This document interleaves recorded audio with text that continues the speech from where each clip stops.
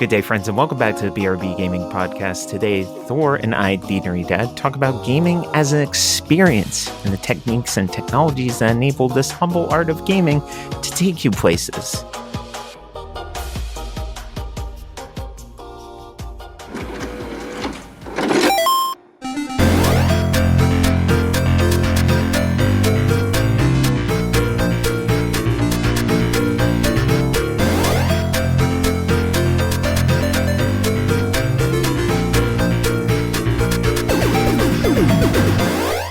How you doing, my friend? What things been like for you?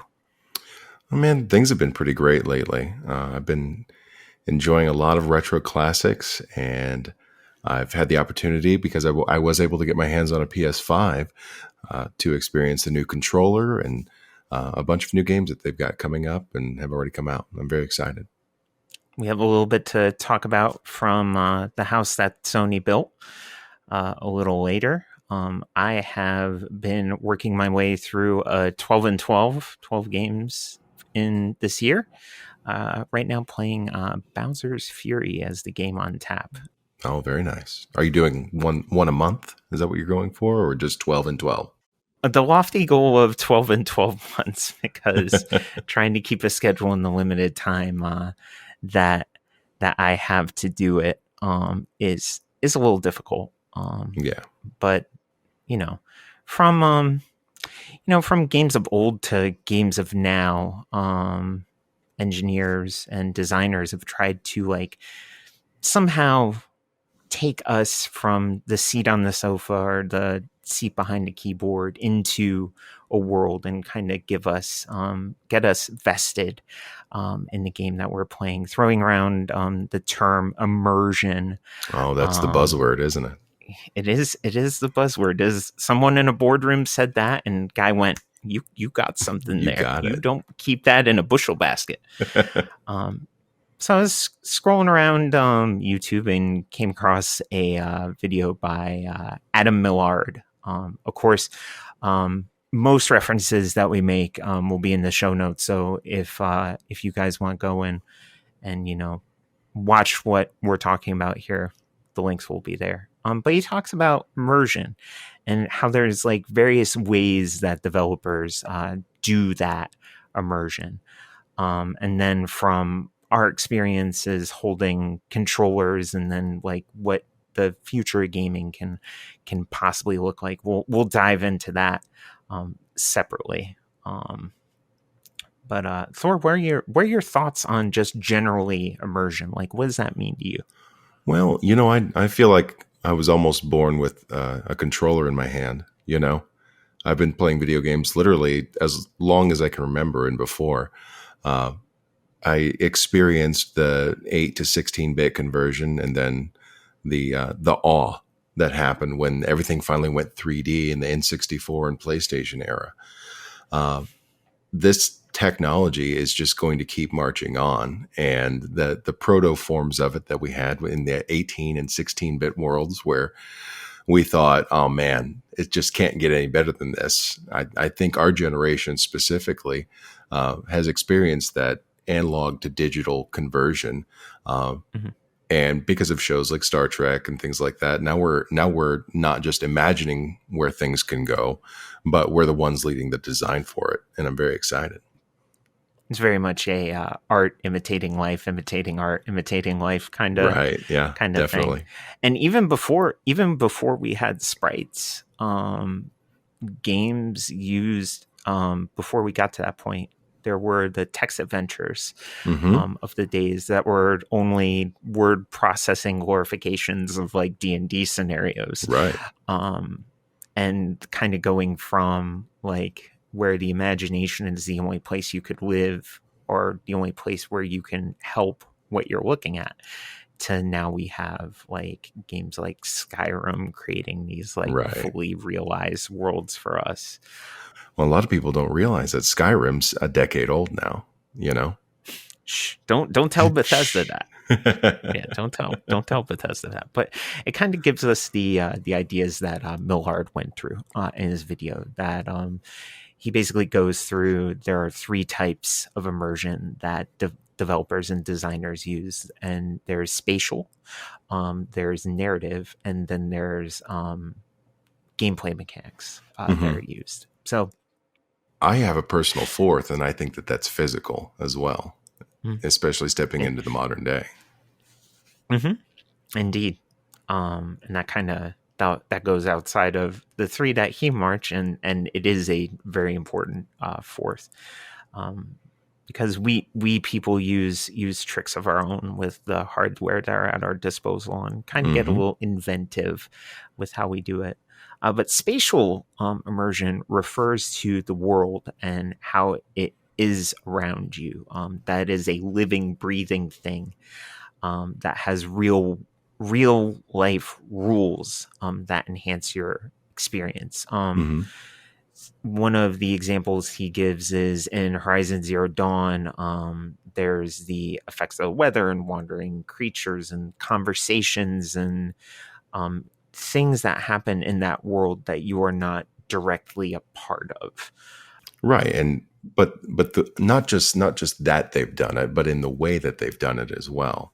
The graphical fidelity, the absolute size and expansiveness of the experience is just incredible, especially when you look at how quickly that technology has advanced just over the past 20-ish years, you know?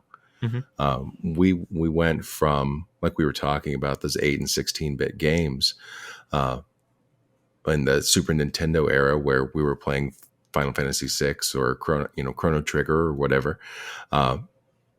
Within 2 decades, with not even a full generation, to experiencing PS3 and PS4 games where they have crafted this beautiful and alive world for us to get sucked into. Yeah, I mean, from a design perspective, we went from only being able to render and have operating the world as in the cone of view of the gamer to now having entire worlds, entire open worlds being rendered at one time, and Absolutely. everything going on at that time.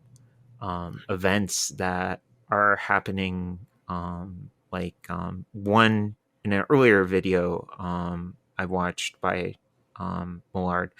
He talks about there's this prayer ceremony in Horizon Zero Dawn in one of the big cities that happens whether you're there or you're not, and there's variances to it depending on the day that it happens, and all these things that go on when you're not looking, and that kind of like adds to it. Even the simple, like, I don't know if you do this, Thor, but in most games when I see fire, I want to touch it because I want to know if it hurts me or not.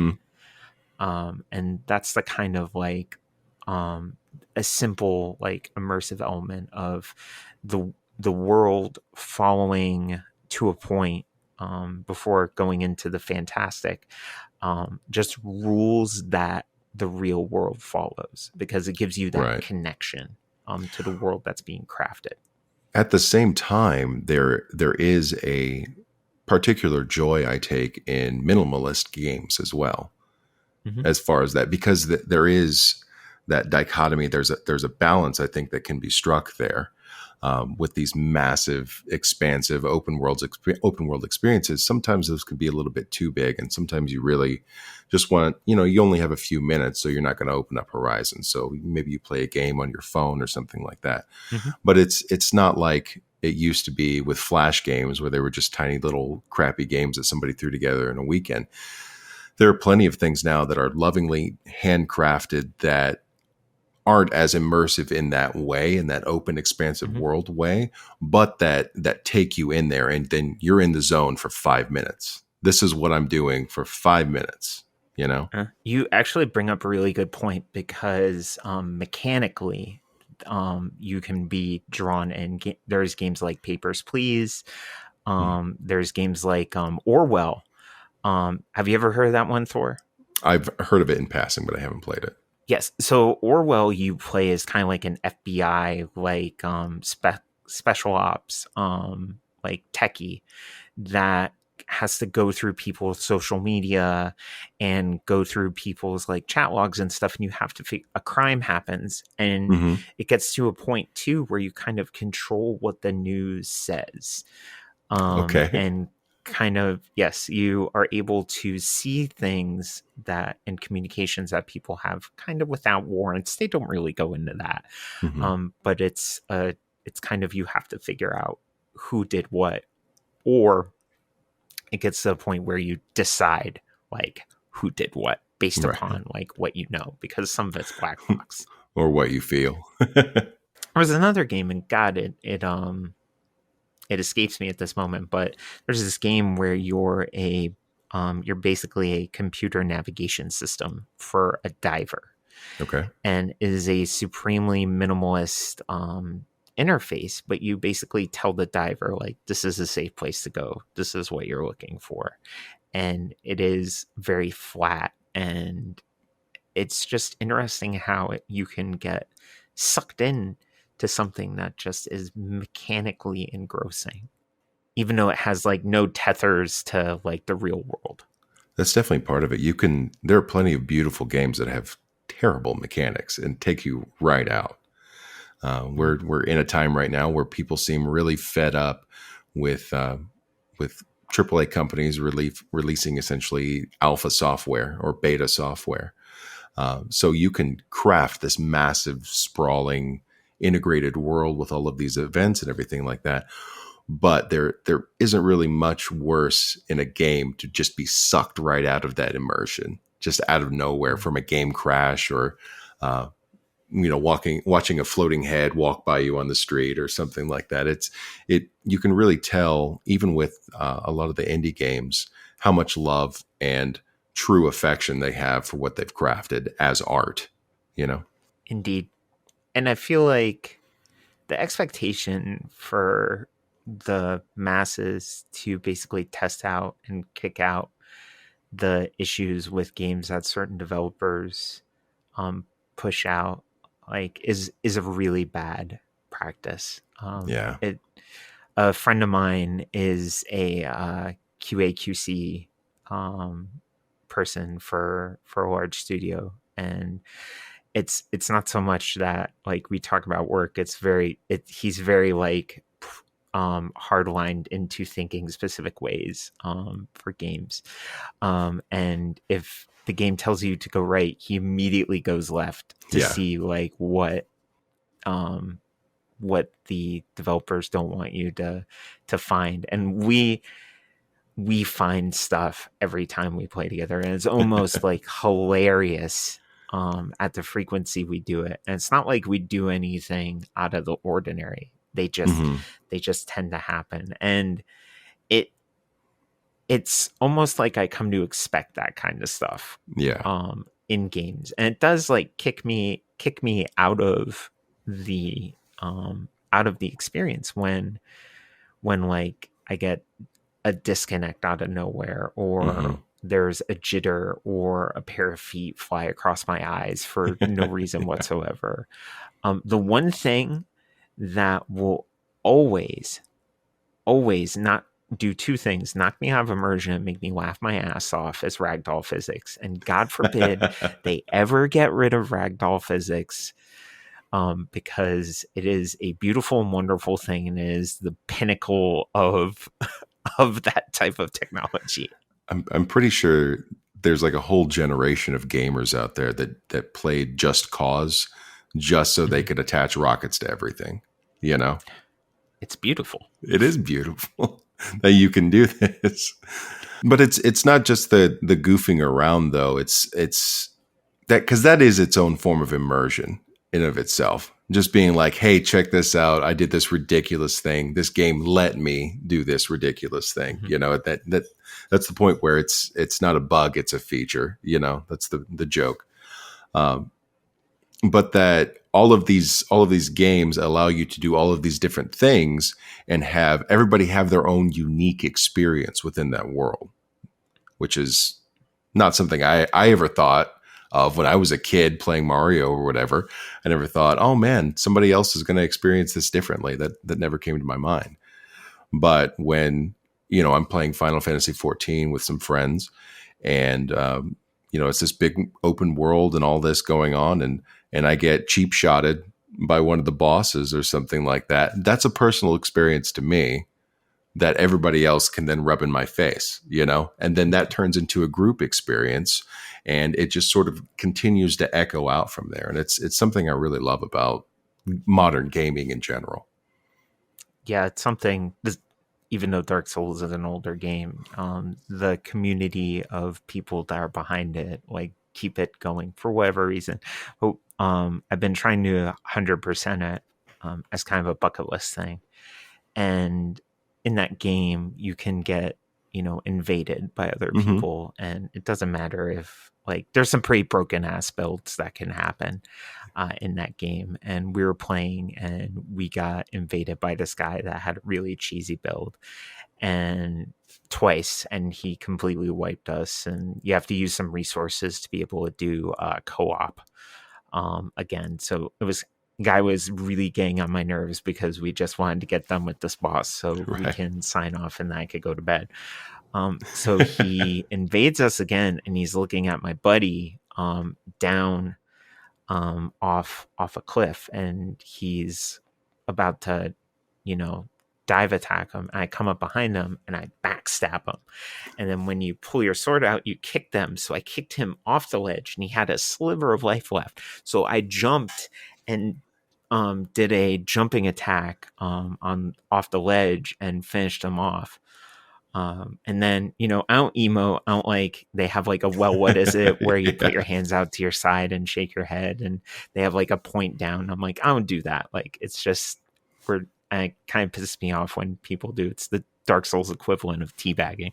But my buddy, who he was originally trying to get, immediately turns around, points down as his "you died" screen comes up.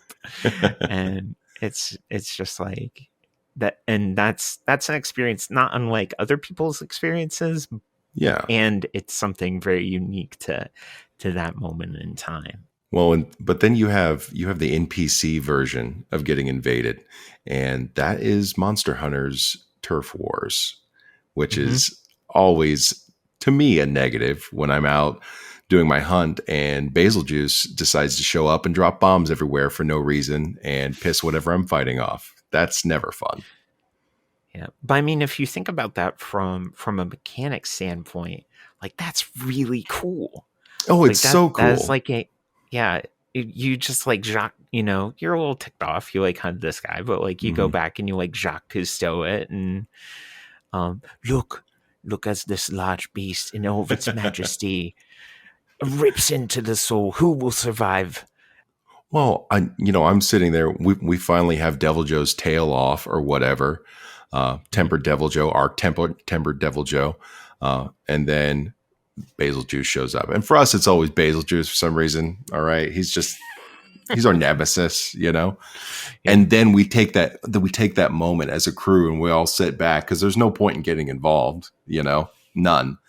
And then we start to wonder who's going to win out. We all inherently know that it's all RNG. It's all ones and zeros deciding what's going to happen. All right. But because the world is so finely crafted, because of our immersion, I would say at that point, we are legitimately concerned over whether or not Devil Joe's going to body slam the Basil Juice, or is the Basil Juice going to help us for once and overcome the Devil Joe? Like, come on, please. Yeah, it gives you that level of investment into the world and lets you be more realized as a part of it. Yes. And part of those mechanics, for the sake of immersion, you have things like Death Stranding, where you literally have to like walk a huge expanse to get anything done. And to me, like that, and then the other thing that really gets on my nerves is encumbrance. That was in like in Skyrim. Like, you can only carry so much. Be like, I'm with you in the whole, in Oblivion, where you had like the two guards killing the prisoner because they had a scrap of bread and they didn't. And that's really cool AI stuff. Yeah. But the whole, like, you cannot carry this crumb of cheese or else it'll make you walk, right. a snail's pace, Well, and that's definitely one of those mechanics that they added in and then didn't really refine correctly.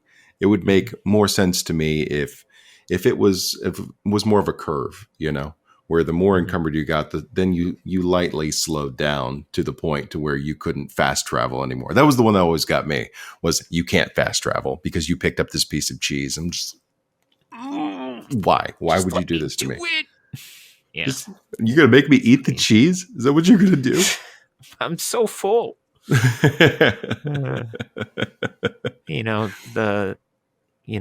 kind of talked about like gameplay, and there's some other points for gameplay, like Metroid Prime, the visor. You want to talk about a game that I would really like to see in VR, and we'll talk about VR a little later. But Metroid Prime, how the visor is set up and how it is very tactfully, like your field of view is narrowed down because of how that interface is designed. But that interface that rocked our freaking worlds on GameCube. All right. Oh my gosh, where did that even come from? Who had that idea to take what was before a side-scrolling, Metroid game where you were shooting to the side, right? And take that and put it in a first-person world and then allow third person with the morph ball. I mean, that took some really, really serious attention to detail. And it's been a while since I played it, but I remember it being really seamless. The transitions to morph ball were like really clean. The changing of your weapons, and I mean it slightly shows its age. And I was playing on a phone, like with a controller attached to it. But the game holds up you don't even really need to say to yourself, well, it's a time capsule, like it's a product of its time. The only thing that is a product of its time, and the problem of 3D platforming is still a problem today in games that do first person 3D platforming. Everything else holds up. They did the best that they can with the shooting mechanics technology. If I remember correctly, this was around the same time or pre, Halo, where they completely revolutionized the control scheme of a first person shooter. But it's fantastic. It still holds up. And part of it is because of that attention to detail in that UI. Like you feel, as a 30-something male, I feel like I'm Samus Aran, running around. Well, and there is something to say for us looking back on it, though. I recently attempted, after 20-ish years of not doing it, attempted to play Mega Man Legends for PlayStation. And I don't remember the controls being that bad. I know I'm spoiled now, but I don't remember the controls being that bad. The story is still great for what it is. And I know a lot of people, it's really split in the community between whether or not we should be focusing on remaking old games or making new ones, but it doesn't change the fact that the story was really good. Now, the immersion is gone. All of it's gone, as anything playing PlayStation era would. But Prime holding up the way that it has, even till today, that's rare by definition. There's not a lot of that, and it's still really impressive. Yeah, the PlayStation and N64 era of games, where as developers and designers, they were just tiptoeing into 3D and the hardware being what it was and what it could do. Because I have friends that like grew up on that, like an N64 was their, NES to us. Yeah. And they have the same level of nostalgia for, Mario 64 and like Bomberman 64. as we do for, Mario Brothers 3. Right. But for us, and, knowing where we came from in the sprites, and us, knowing that sprites were far superior to, the infancy of 3D graphics. Right. Like, when we look at what we have now, you can't go back to that without that veil of nostalgia, or else it's just like, I can't play this. Oh, absolutely. I mean, and on the subject of like making old games, a game like Mega Man Legends, like, for a lot of people, for me especially, like, I can't go back and play that game because I can't work myself through the mechanics, even if the story is fantastic. And there are probably some gems from way back when that deserve to just be tweaked here and there with what we have now versus what was available there. And let those experiences be available. Well, I wonder, because you look back at the earlier God of War games, right, compared to the modern God of War game. Going back to that PS2 era style of control, that's at its limit right now. That's what's on the chopping block for me. I still love GameCube games and things like that, but my mind has been completely trained to press the stick to run now. There's no other option. You press the stick to run. And there's a lot of that. PS3, will be coming up eventually. But PS2 right now is my chopping block area, where it maybe isn't worth it. That classic quote unquote style of control scheme isn't worth it for that narrative joy anymore. Mm-hmm. Which kind of, leads it back to only slightly getting off the rails, but it's all good. It's all good talk. And, even though we're getting there, it's all good talk. But I think that's why JRPGs hold up so well, or RPGs like that, because the control schema for those hasn't changed, and it's very much like the narrative simulations, like with a little more input and tactics associated with it.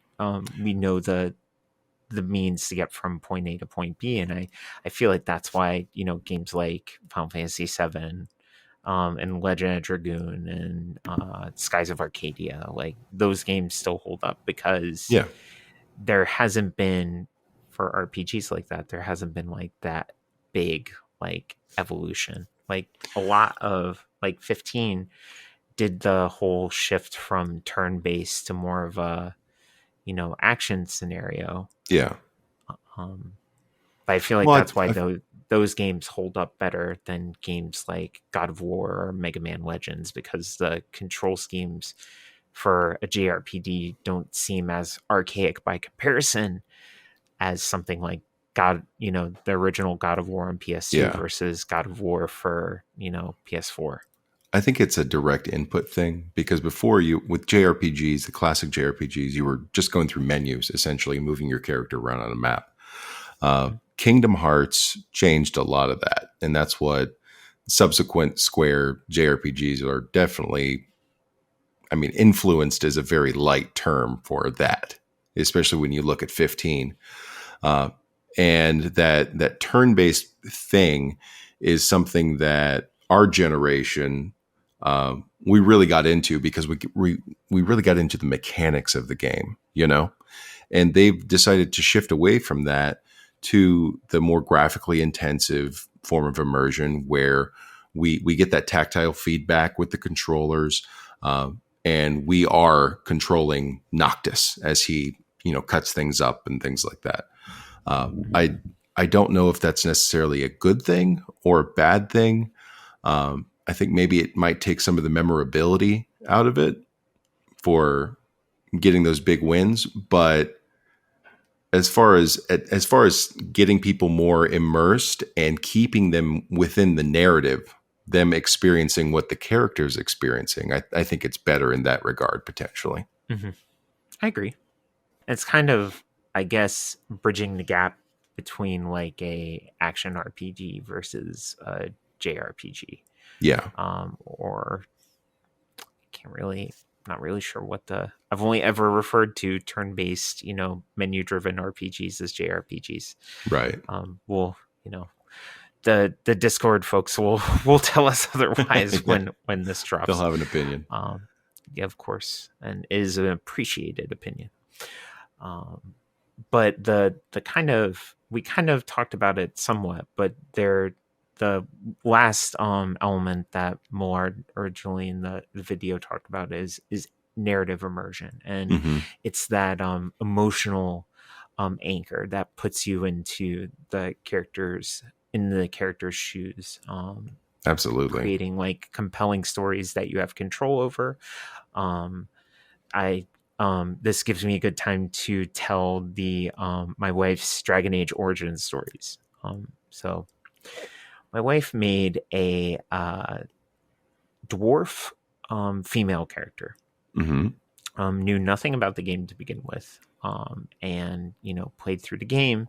She romanced. Man, I completely forgot his name. The king eventually. Alistair. There it is. She romanced Alistair, and he was her main squeeze throughout the entire game. And spoiler warning for a game that's probably at this point, almost 15 years old, at least. Alistair, if you choose for him to survive and become the king, he can't take a non-human wife. So my wife was pissed, and she just started romancing anything with two legs at that point. And I feel like that's kind of what it's meant by narrative immersion, to like give you an anchor point and make you so invested in the game and what happens, to those characters. And I feel like that's not exclusive to, playing a player created character. I feel like that can happen if you're kind of put into the body of someone else and living out someone else's events. Absolutely. Especially like what we were talking about with games being more expansive and you experiencing something differently than someone else as well. Those stories become your story as well, even if you're experiencing it through Noctis or through Kratos or through whoever, because of the variability that they've designed, not just in the gameplay mechanics, but in some instances in the narrative as well, where your lady didn't know that the king could not be with a dwarf lady. All right, that sucks. All right, but that's the way it crumbles, And there are all those small experiences that the devs put in the game, and sometimes I feel overwhelmed by those choices. Sometimes I always want to get the good ending, the best ending, on that first try. But I understand more people just want to experience the game, and I think that a huge part of those variable narratives are here to stay for forever, and they're just going to keep getting more and more and more expansive. The on the rails game where you experience the story this way and this way alone, I think that age is over, personally, except for maybe some smaller indie titles. Yeah, and there will always be I love how accessible game development is now versus how it seemed before it. To go back, like we were talking about, like games like Papers, Please and Orwell and a lot Stardew Valley, like all those games wouldn't exist if making games wasn't as accessible as it is now. Well, not just accessible, but some companies do it to a really extreme way, like with gacha games and casino games on the phone targeted toward the elderly, and so that's their form of immersion for them, and I understand that. Other people are really good at finding one specific thing. All right, like you were talking about Stardew Valley, that just hits you in the harvest moon. That's just right there in the harvest moon, and it's calm and it's chill, and there really shouldn't be much stress about it. I think people experience these various forms of narrative immersion in so many different ways that it's impossible to actually have the game of the year. You know, that's what people are always wanting to know about. Well, what's the best game? What should I get? You do you, man. There's no way. Just like I'm not going to tell you what books to read, right? I can tell you what I like, but I can't tell you what you're going to enjoy. There's too much. Yeah. We can always give suggestions based upon our own personal experiences and what touch us as people.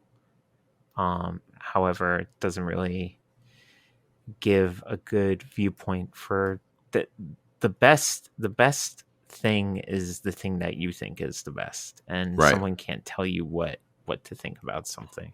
Right. Another like fantastic, I feel it's a fantastic game, and in the way that I experienced it, I was very immersed. My friend Positron and I streamed A Way Out together, and he had played through it before, but he was like, I'm not telling you anything that's going to happen. Like, we're going to make blind. These choices together. Like, we're going to go hand in hand. Like, I will be honest with you, I know how it ends, but you know, this is how we're going to do it. I was like, okay. And we played the crap out of that game. We went around, one of the most funniest things was there was a playground and there was a teeter-totter, and you can interact with the teeter-totter. And two grown men sat down on the teeter-totter, and Leo, who is a mouthy Italiano, is like, what the fuck are we doing, Vincent? And they just get off, and, you know, they go about their business. And that game made me invested, not so much with the characters of the game, but with my friend, because we were experiencing this together at this, you know, playing the game at the same time, being these characters, looking at the choices that we told the characters to make, doing the things together.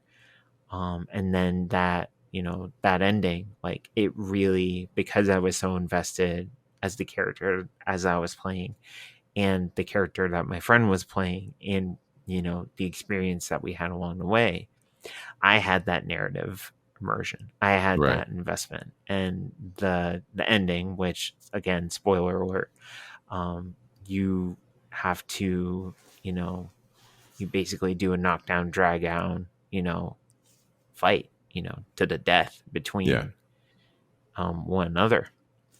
That was hard. It got to the point where it was like, you know, the scene where it's like raining to your like dog tired, and there's the gun, and I was like, dude, I don't want to do it. Like, I'm not going to shoot you. And we, you know, one of us did the thing, and then we were like, well, of course we had to be like, well, is it different the other way? Like, so then we went back, kind of broke everything just for the sake of, you know, seeing what there was to see. But I was extremely invested, like, in that game, and you know, that experience. I think my big investment in gaming in general as an adult has been Final Fantasy 14. And I know a lot of people cringe when they think about MMOs, you know, and even though I play the crap out of it, I'm not an MMO guy. I don't take part in the role playing or anything like that. I'm there to crush content most of the time. But we have, with our small group, our small guild, we have had some hellaciously long sessions where we try to discuss the lore of the game, because it's so finely crafted, you know? And we have to pull up wikis, and they have books, and we've all read everything, and we sit there and try to figure out what's coming up and what means what, and there's this big mystery, and there's this big overarching narrative. And next thing we know, we've been on Discord in our chat for 6 hours talking about a video game that we all pay $15 a month for, you know? So there are plenty of games out there that just have outrageous amounts of lore. Halo is another one that I don't think people expect has that much lore. But there's so many books that have been written in the Halo universe. Dragon Age, Mass Effect, a lot of those games with RPG elements, they have this extended universe that if you want to, if you love it enough, you can get involved in that for a very low cost of entry in most cases, and you can just immerse yourself in the lore and the story surrounding this universe that you love, and not just with video games, with books, with comic books, with movies, and I mean, you can really go to town with some of these. Yeah, after this, I'm gonna go to our idea board and prop up fandoms as a as a podcast topic. There's always whenever I'm on a podcast, there's always one that ends up, being one is birthed by another, and so the cycle continues. Yeah, but yeah, that's kind of it's kind of another form, like the external communities that develop around it that kind of propel content creation for it, and create that investment to where the next content block comes up for a specific franchise or a specific game. You're that much closer, like, in investment to getting into it and looking at what there is to see, and just feeling like a part of a bigger picture in the game itself.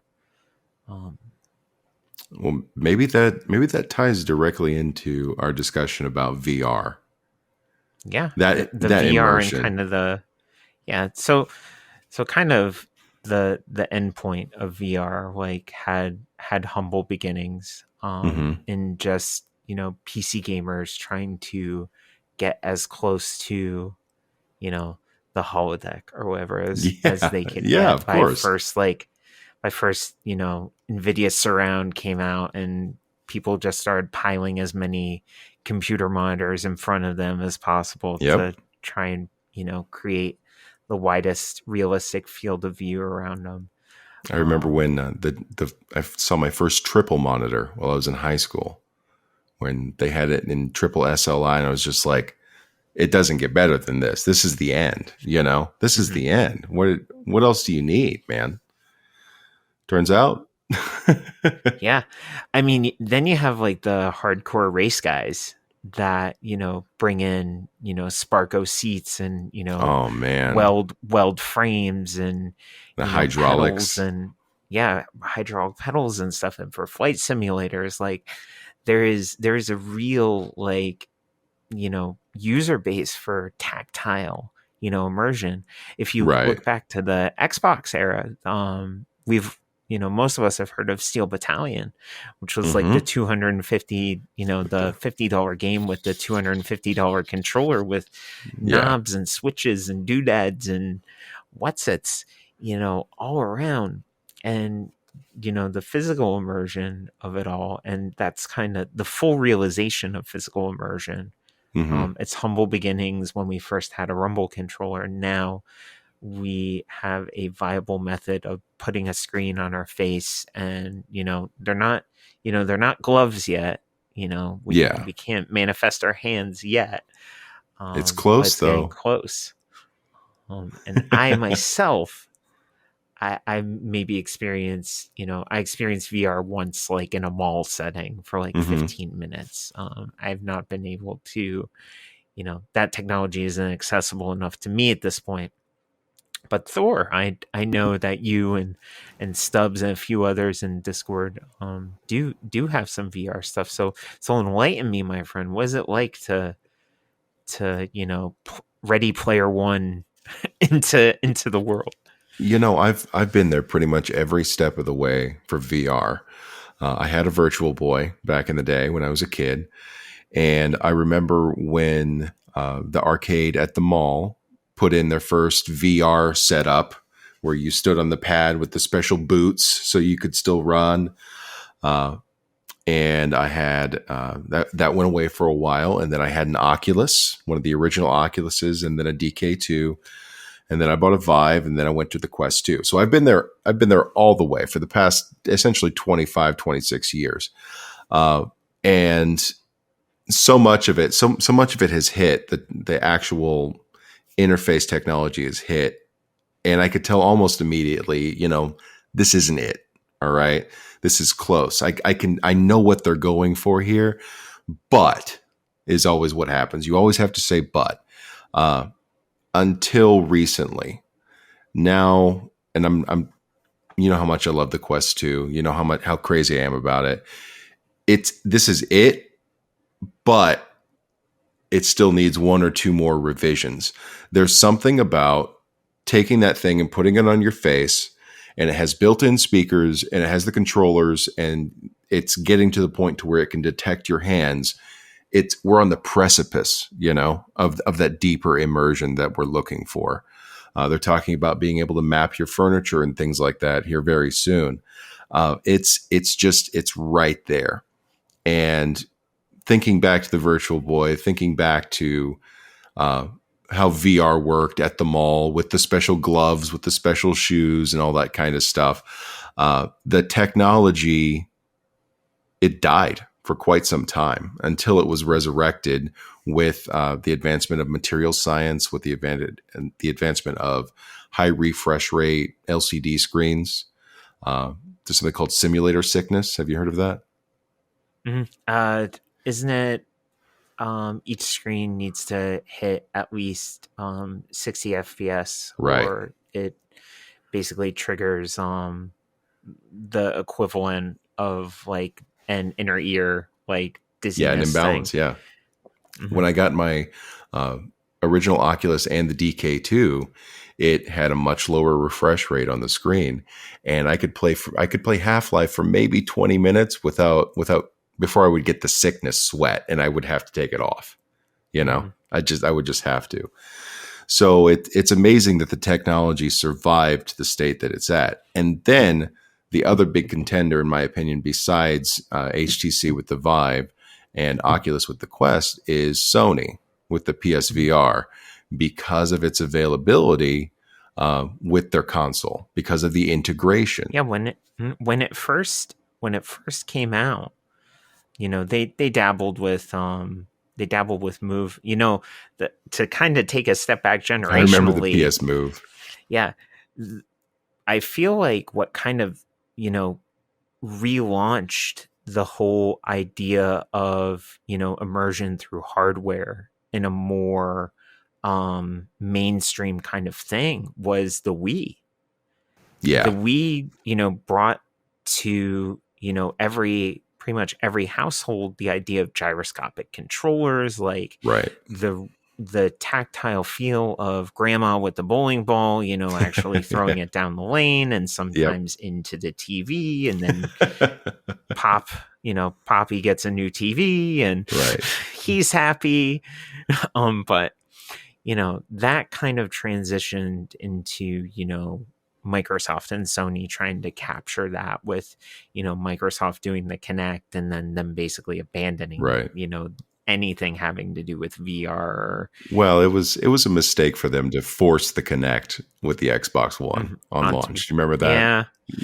Yeah, it was. That again, like we can have another, podcast about like mistakes, screw ups. But again, I'll be off to idea board tomorrow while I'm supposed to be working. But anyways, the Move came up.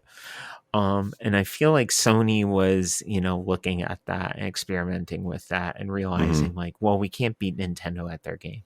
Right. And then they, saw what HTC and Valve were doing and what Oculus was doing and was like, well, what can we do with that? And they create, PSVR, which, I haven't been able to get my hands on it. It's really recommended to have a PS4 Pro to get the most out of it, which I don't have.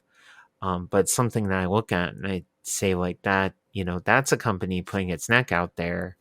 And, even though they've done some, stupid, not so much from a hardware side, because, Sony did the Vita, and the Vita is an amazing piece of hardware. They just didn't market it very well. Right. But, they made this piece of hardware, and they recently announced that they were still committed to VR. And even though it's not, the like the Quest level being wireless and self-contained, from what we read on the press release, I feel like they're making those sacrifices for that accessibility and for them being able to release something at a price point that everyone with a PS5 can afford. And I see what they're wanting to do with it, but from an integration standpoint, I really, really wish that they wouldn't take on that burden themselves to produce it. I really wish that they would treat other headsets as essentially external monitors and enable it that way as well. I understand they have a proprietary thing going on, but this technology is moving so far forward so fast. And I know in a year I'm going to be talking about the Quest 3 and how much better it is. And oh, screw the Quest 2, you know. But if you can find a good deal on it, it's a really good entry level device.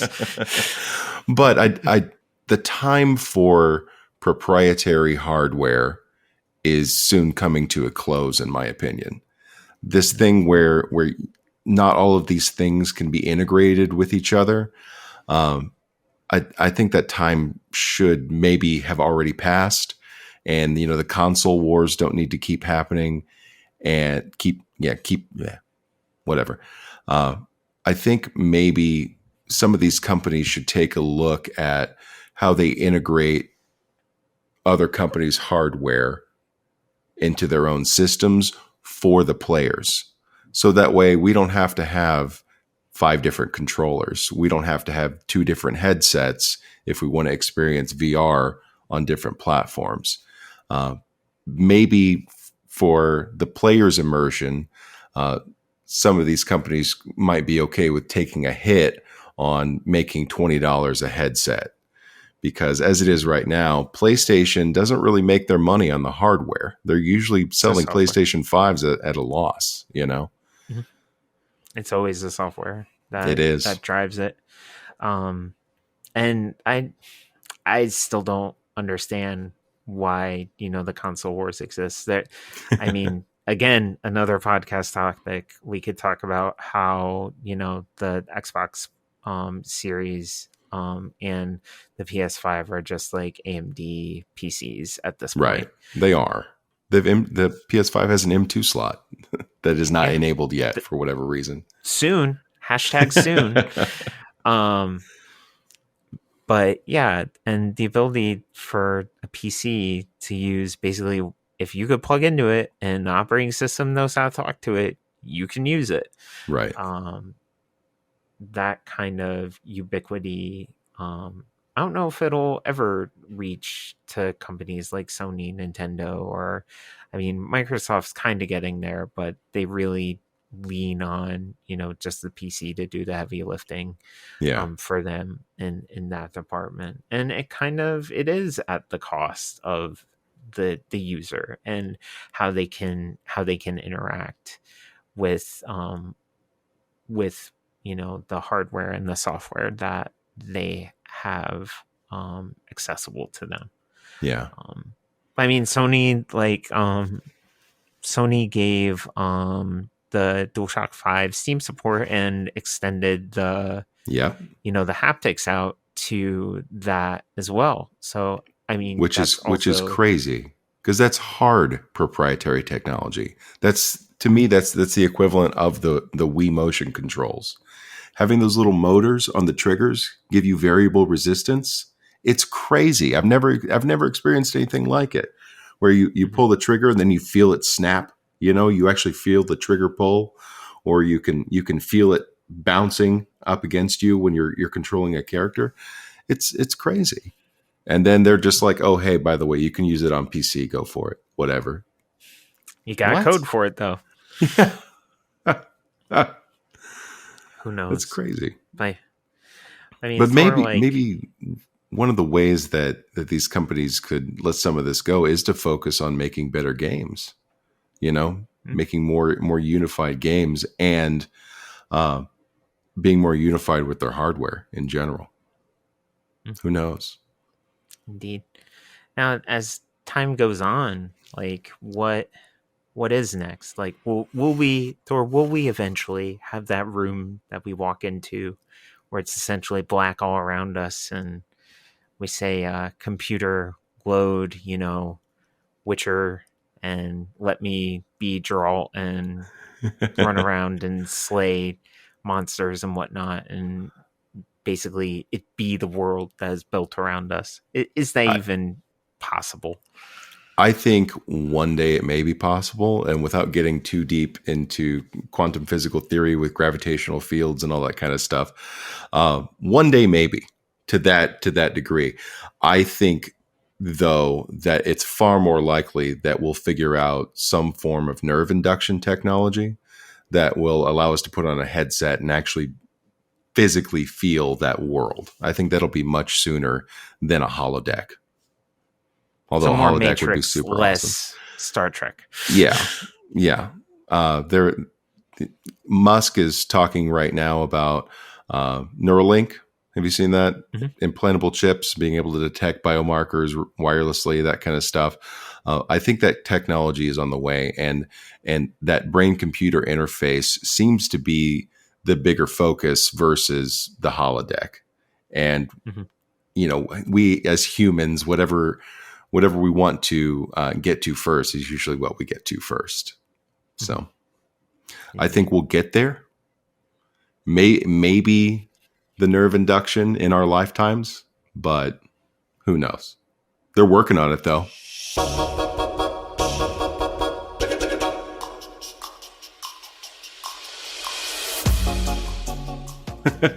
What about you? What do you think?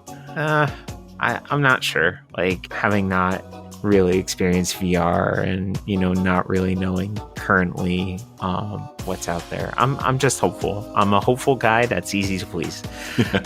So it's very much like the Galaxy Folds of the world. Like, I look at and I say, like, that's really neat. I don't know if I'll ever be able to have it myself. But I will look on afar and be in awe at the things that we humans create. And hey, the more experiences and the more great games that come out, I think we all win. Yeah. I will say, don't ever buy the first generation of a new technology. No. Wait for the second generation. Let the early adopters pay for that Rev 1. Let them beta test. Indeed. Yeah. Indeed. And I think that's a good place to stop. This has been BRB Gaming. Thor, it was a pleasure talking to you, sir. Same, bud. And you know what to do. In the show notes, you'll find a link to a Discord server where you could join us in conversation and, feel connected to us. Be immersed in BRB Gaming. Yeah. Also, no matter where you ingest the podcast, be sure to rate us and be sure to tell your friends. Word of mouth advertising still a thing, right, Thor? I think so. Anyways, friends, I am the Nerdy Dad, TheNerdydad. And I'm just Thor. There's an exclamation point at the end. There is, usually, yeah.